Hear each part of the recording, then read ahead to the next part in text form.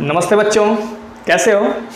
तो बच्चों आज के वीडियो में हम लोग ऐसे इंपॉर्टेंट न्यूमेरिकल पढ़ने वाले हैं जो आपके बोर्ड पेपर में कभी न कभी पूछा गया है। बच्चों पिछले 2 वीडियोज में हम आपको इस चैप्टर के एनसीईआरटी के न्यूमेरिकल क्वेश्चन बता चुके हैं और उम्मीद है आप उन वीडियोज़ को देख भी चुके होंगे और सॉल्व भी कर चुके होंगे। तो बच्चों आज आप पेन और कॉपी उठा लीजिए और इस चैप्टर से बोर्ड एग्जाम में आने वाले सभी के सभी प्रश्न सॉल्व कर लीजिए। ठीक है, ये प्रश्न आपके बुक में हो सकता है कि एग्जाम्पल में मिल जाए, उदाहरण में, या हो सकता है जो आपका न्यूमेरिकल क्वेश्चन का मीन्स आंकिक प्रश्नावली जो दी हुई होती है आपके बुक में वहाँ मिल जाए। क्लियर। देखिए तो पहला प्रश्न है बच्चों, स्थिर वैद्युत की क्षेत्र E, स्थिर वैद्युत की क्षेत्र E बराबर दे रखा है 2i cap plus 4j cap plus 7k cap में रखने पर पृष्ठ क्षेत्रफल A बराबर दिया हुआ है 10j से होकर कितना वैद्युत फ्लक्स बाहर आएगा। मतलब हमें बच्चों वैद्युत फ्लक्स का मान निकालना है। आप सभी को पता है, यदि आप इस चैप्टर का पहला या दूसरा वीडियो देखे होंगे जिसमें हम वैद्युत फ्लक्स के बारे में बहुत डिटेल में पढ़ा रखे हैं। किसी भी टॉपिक में यदि आपको दिक्कत हो इस चैप्टर के तो वीडियो को स्टेप बाय स्टेप देख लीजिए ताकि आपके हर एक बेसिक कॉन्सेप्ट क्लियर हो जाए कि न्यूमेरिकल लगाने में आपको दिक्कत ना हो। क्लियर।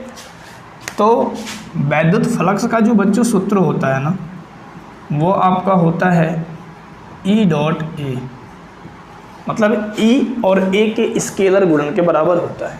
स्केलर गुणन, डॉट गुणन या अदिश गुणन तीनों एक ही चीज़ है। तो E का मान है बच्चों 2i cap plus 4j cap plus 7k cap into A का जो मान है ये आपका है 10j। आप देख पा रहे हैं कि यहाँ पर बच्चों i, j, k तीनों दे रखा है और यहाँ आपका i और k नहीं दिया है। i और k यदि नहीं दिया है तो इसको आप लिख सकते हैं 2i plus 4j plus 7k into i को आप लिख लीजिए 0i प्लस j का जगह दिया हुआ है और यहाँ लिख दीजिए 0k। अब इससे आपको थोड़ा सा स्टैंडर्ड फॉर्मेट में हो गया, क्योंकि जो लिखने का स्टैंडर्ड फॉर्मेट होता है वो बच्चों होता है ai cap plus bj cap plus होता है ck कैप। अब देखिए डॉट प्रोडक्ट का आप रूल जब तक नहीं जानेंगे आप यहाँ डॉट प्रोडक्ट नहीं कर पाएंगे। हम आपको बता दें i कैप का i से और j कैप का j से और k कैप का k से जब हम डॉट प्रोडक्ट करते हैं तो बच्चों इसका आंसर आता है 1। और जब हम i का j से या j का k से या k का i से करते हैं तो आंसर आता है हमारा 0। इस रूल को यदि ये रूल आपको पता है तो आप ये क्वेश्चन बड़े आराम से कर सकते हैं। तो बच्चों सेम सदिश का जो डॉट प्रोडक्ट होगा उसकी वैल्यू होती है 1 और अलग अलग सदिश का जो डॉट प्रोडक्ट होता है उसका वैल्यू होता है 0। क्लियर। अब देखिए तो डॉट प्रोडक्ट करने का एक सीधा सीधा रूल हम आपको ये बता दें कि i का i में मल्टीप्लाई कर लेते हैं, j का j में मल्टीप्लाई कर लेते हैं और k का k में मल्टीप्लाई कर लेते हैं। क्योंकि बच्चों सामान्य गुणा में क्या होता है, जैसे मान लीजिए 2i है, इन 2i से इन तीनों पद में गुणा करते हैं, लेकिन जब i का i में गुणा करोगे 1 तो आएगा, जब i का j में गुणा कर दोगे तो ऐसे ही 0 हो जाएगा। तो चाहे यहाँ पे 10 हो चाहे 10,000 हो, वैल्यू 0 होनी ही होनी है। i का k में यदि आप करोगे तो ऐसे ही 0 हो जाएगा। क्लियर। अब देखिए तो रूल ये है कि i का i में कर दो, j का j में कर दो और k का k में कर दो। तो बच्चों जब आप i का i में करते हो 1 आएगा और 2 का जब 0 में करते हो बच्चों 0 आएगा, 1 बचा हुआ है ना, फिर 0 का 1 में करोगे तो क्या हो जाएगा 0। j का j में करोगे तो 1 आएगा और 4 का बच्चों 10 में करोगे तो ये हो जाएगा 40। k का k में 1 और 7 का 0 में करोगे बच्चों 0, फिर 0 का 1 में करोगे तो क्या आएगा 0। तो इसका आंसर आ गया 40। अब बात करते हैं कि मात्रक क्या लिखें। तो बच्चों क्वेश्चन में वैद्युत क्षेत्र की जो तीव्रता है ई वो सदिश के फॉर्मेट में दी हुई है और क्षेत्रफल भी सदिश के फॉर्मेट में दिया हुआ है, कहीं भी मात्रक मेंशन नहीं है, इसलिए आप वैद्युत क्षेत्र की तीव्रता का ओरिजिनल मात्रक नहीं लिखेंगे, आप यहाँ पे लिख देना 40 मात्रक, या इसको इंग्लिश में बोलते हैं यूनिट। क्लियर? तो बच्चों उम्मीद है इस क्वेश्चन का कॉन्सेप्ट आपको अच्छे से समझ में आया होगा। इस टाइप के क्वेश्चन आपके बोर्ड पेपर में 2 नंबर या 1 नंबर में पूछ दिए जाते हैं। ठीक है, तो बच्चों यदि आप चैनल पर नए हो चैनल को सब्सक्राइब कर लीजिए और इस वीडियोज को अपने फ्रेंड्स में भी शेयर कर दीजिए।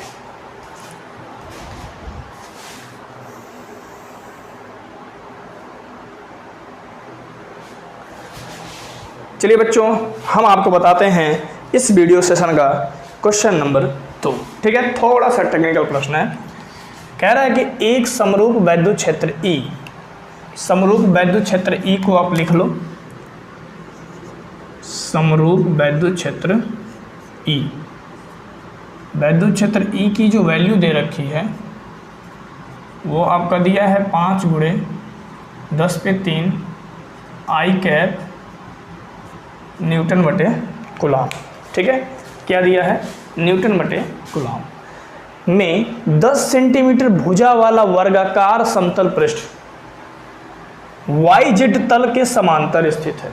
बच्चों हम आपको बता दें, ये आपका x अक्ष होता है, ये आपका y अक्ष होता है और ये बच्चों होता है z अक्ष।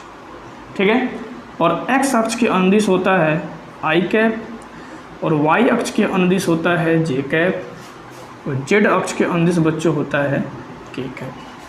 तो बच्चों क्वेश्चन क्या कह रहा है कि 10 सेंटीमीटर भुजा वाला वर्गाकार समतल पृष्ठ YZ तल के समांतर स्थित है। देखिए, वर्गाकार समतल पृष्ठ, वर्गाकार समतल पृष्ठ, इसकी भुजा कितनी दी रखी है? तो भुजा बच्चों दिया है 10 सेंटीमीटर। तो सबसे पहले तो आप भुजा को क्या करो, मीटर में बदल दो। तो बच्चों ये जब मीटर में जाएगा तो ये हो जाएगा 10 × 10⁻² मीटर। क्लियर? YZ तल के समांतर स्थित है, पृष्ठ से कितना वैद्युत फ्लक्स होगा, पृष्ठ से कितना वैद्युत फ्लक्स होगा। ठीक है, तो सबसे पहले वर्गाकार समतल पृष्ठ का हम क्या निकाल लें? क्षेत्रफल निकाल लें। तो क्षेत्रफल बच्चों हो जाएगा ए बराबर हो जाएगा भुजा का स्क्वायर। ठीक है, और भुजा का मान है बच्चों 10 × 10⁻² का होल स्क्वायर। ये बेस सेम है, पावर ऐड होगा, तो 1 में -2 को ऐड करोगे आप -1 होगा। ठीक है, और -1 पावर का पावर में मल्टीप्लाई होता है, ये हो जाएगा बच्चों -2 मीटर स्क्वायर। कह रहा है कि 10 सेंटीमीटर भुजा वाला वर्गाकार समतल पृष्ठ YZ तल के समांतर स्थित है। ठीक है, लिख देंगे चूंकि यह पृष्ठ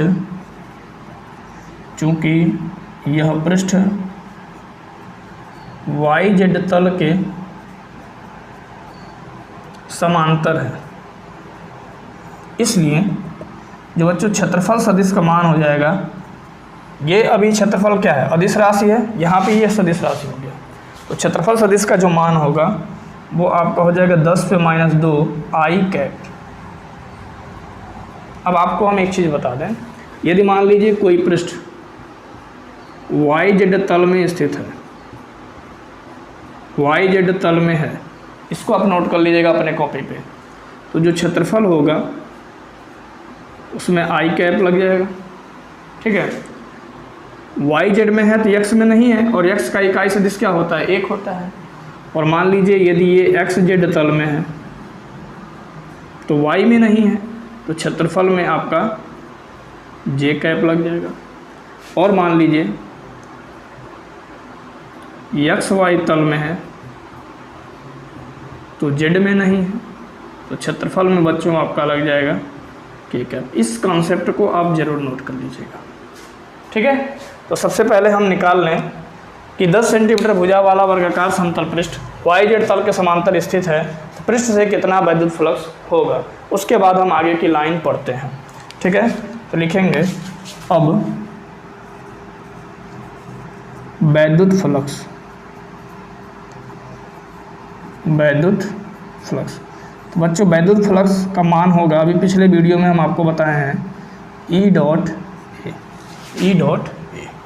अब मेरी बात को आप समझो, तो वैद्युत फ्लक्स ई बराबर हो गया, ई वैद्युत क्षेत्र है, वैद्युत क्षेत्र का मान दे रखा है बच्चों 5 × 10⁻³ आई कैप डॉट, इधर आपका क्षेत्रफल का मान दिया है 10⁻² आई कैप। अभी हम आपको पिछले वीडियो में बताए थे कि जब हम डॉट प्रोडक्ट करते हैं तो आई का आई के साथ करते हैं, जे का जे के साथ करते हैं और के का के साथ करते हैं।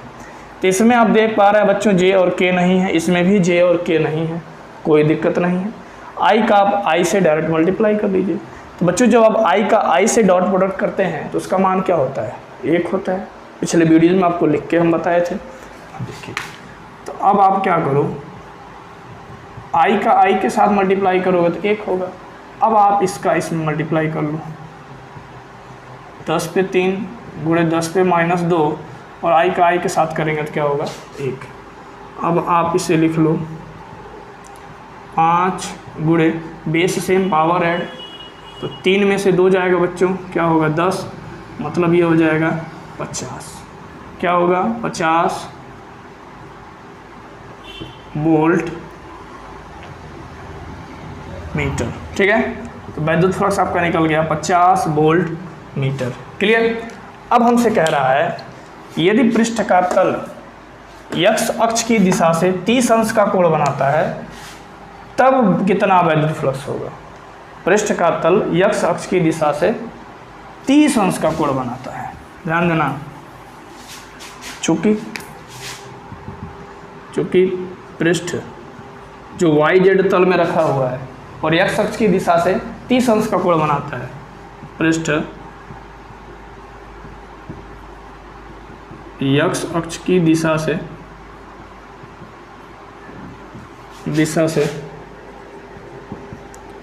30 अंश का कोण बनाता है, इसलिए यहाँ पर जो थीटा का मान होगा मीन्स वैद्युत क्षेत्र E और इस पृष्ठ के क्षेत्रफल के बीच में जो कोण बनेगा वो आपका होगा 90 - 30 बराबर हो गया 60। 90 - 30 बराबर क्या हो गया बच्चों, 60 हो गया। यदि यहाँ 60 अंश का कोण बन रहा होता तो 90 में से हम घटा देते 60 को, तो आता 30। क्लियर। अब देखिए फिर कह रहा है कि जब ऐसा हो रहा है, मतलब पृष्ठ x अक्ष की दिशा के साथ 30 अंश का कोण बना रहा है, तब आप वैद्युत फ्लक्स निकालिए। तब आपका जो वैद्युत फ्लक्स होगा बच्चों φE बराबर होगा E डॉट ए, और E डॉट ए को हम सॉल्व जब करते हैं तो आता है बच्चों EA cos थीटा। अब आप ध्यान दो, तो E डॉट ए को अभी हमने सॉल्व कर रखा था, क्या आया है इसकी वैल्यू, मीन्स EA की जो वैल्यू आई है वो 50 आई। ठीक है, अब देखिए यहाँ पे 50 और cos थीटा, ये हो गया cos थीटा का मतलब हो गया 60 अंश, और यहाँ हो गया 50 × cos 60 अंश का मान होता है बच्चों 1/2। 2 से आप कट कर दो, 25 बार में कट गया, तो यहाँ आ जाएगा 25 वोल्ट मीटर। क्लियर। ये क्वेश्चन थोड़ा सा टेक्निकल है, यदि बच्चों थोड़ा भी दिक्कत हुआ हो इस प्रश्न में तो आप इस वीडियो को रिपीट करके एक बार जरूर देख लीजिए। ठीक है।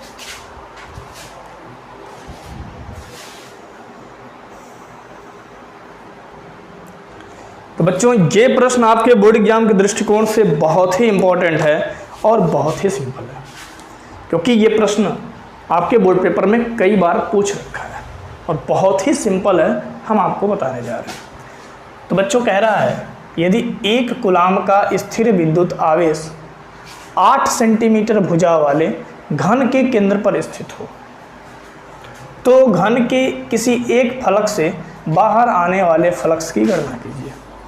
सबसे पहले बच्चों हम आपको बता दें, इस चैप्टर में आप पढ़े होंगे गॉस का प्रमेय, और गॉस का प्रमेय कहता है किसी बंद पृष्ठ से गुजरने वाला जो कुल वैद्युत फ्लक्स होता है, कुल वैद्युत फ्लक्स का मान, कोई भी बंद पृष्ठ हो, गुजरने वाला जो कुल वैद्युत फ्लक्स का मान होता है उसके भीतर स्थित आवेश Q का 1/ε0 गुना होता है, मतलब Q/ε0 होता है।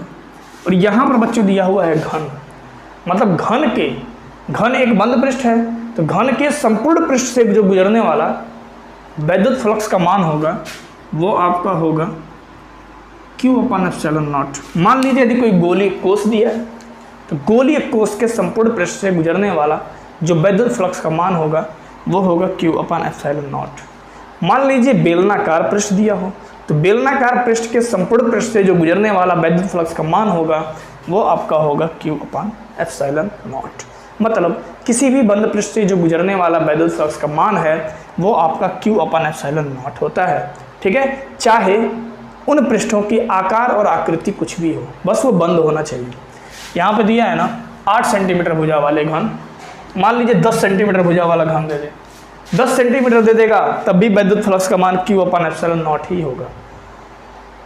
समझ गए? मतलब जो वैद्युत फ्लक्स है, किसी भी बंद पृष्ठ से गुजरने वाला वैद्युत फ्लक्स उस गॉसियन पृष्ठ की मीन्स उस पृष्ठ की आकार और आकृति पर निर्भर नहीं करता है, चाहे वो जिस भी आकृति का हो, उससे गुजरने वाला जो वैद्युत फ्लक्स का मान है वो आपका होता है Q/ε0। क्लियर? अब मेरी बात को समझिए।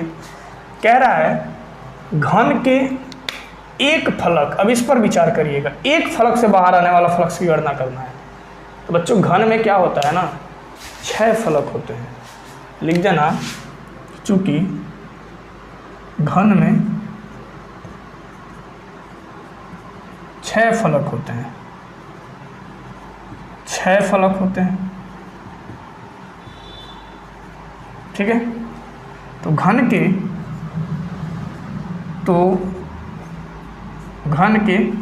अब घन का आकार चाहे जो, उससे कोई दिक्कत नहीं है। घन के संपूर्ण पृष्ठ में कितने फलक आ जाएंगे?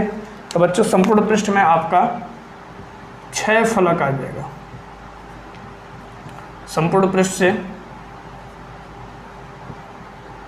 गुजरने वाला वैद्युत फ्लक्स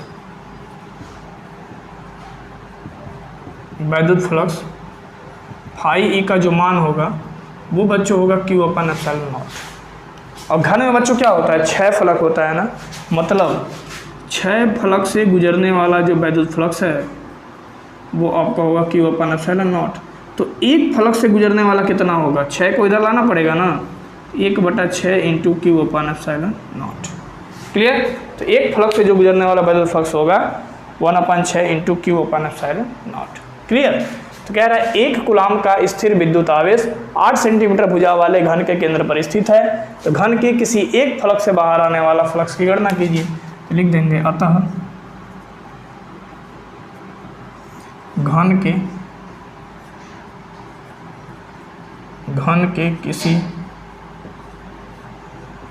एक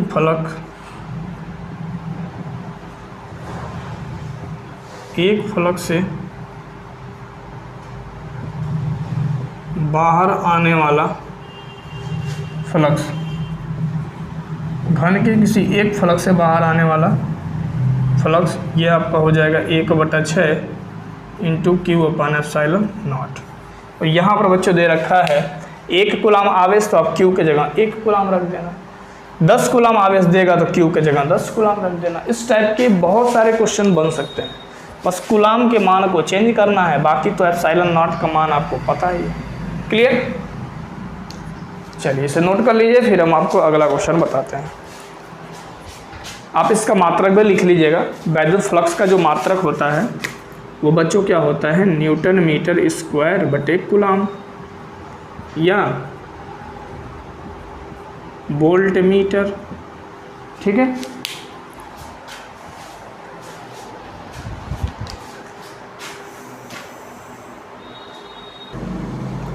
तो अब हम आपको बताते हैं इस वीडियो सेशन का क्वेश्चन नंबर 4। ये भी क्वेश्चन आपके बोर्ड पेपर में कभी न कभी पूछा गया है।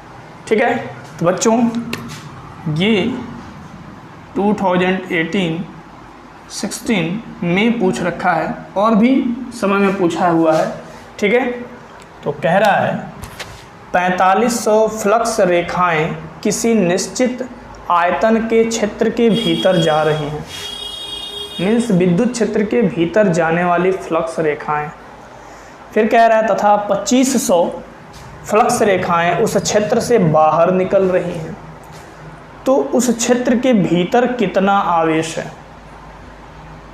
अब ध्यान रखना, जो क्षेत्र के भीतर, ध्यान दीजिए जो प्रश्न में लिखा है पहले उसे लिखिए।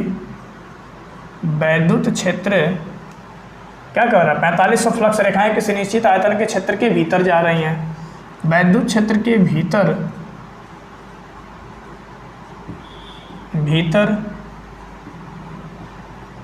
जाने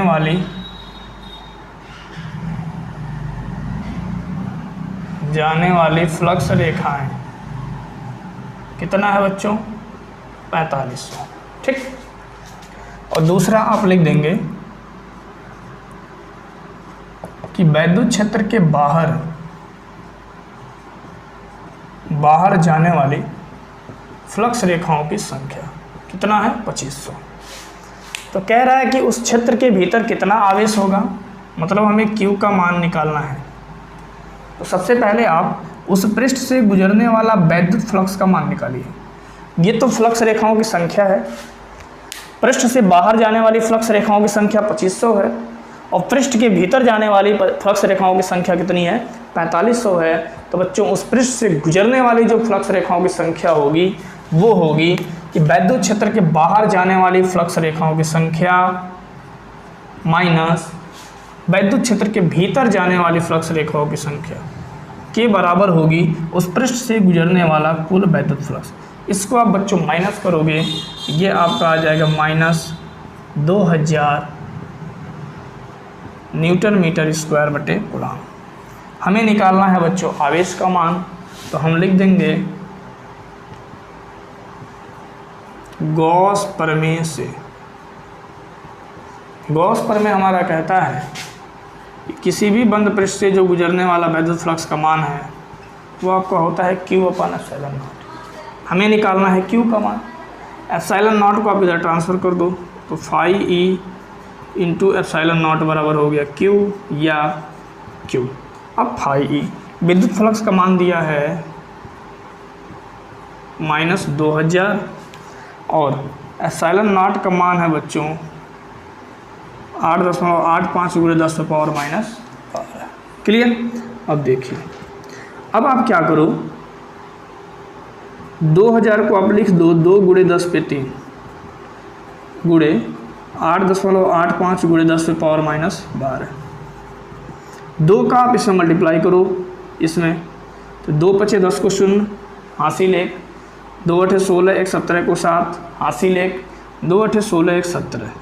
तो ये आपका हो जाएगा 17.70 गुणे बेस सेम पावर ऐड। देखिए बेस सेम पावर ऐड 3 में -12 को ऐड करोगे तो बच्चों होगा -9। अब आप क्या कर सकते हो, यदि आप चाहो तो दशमलव को 1 अंक इधर खिसका लो। तो जब बच्चों दशमलव आपका 1 अंक इधर खिसकेगा,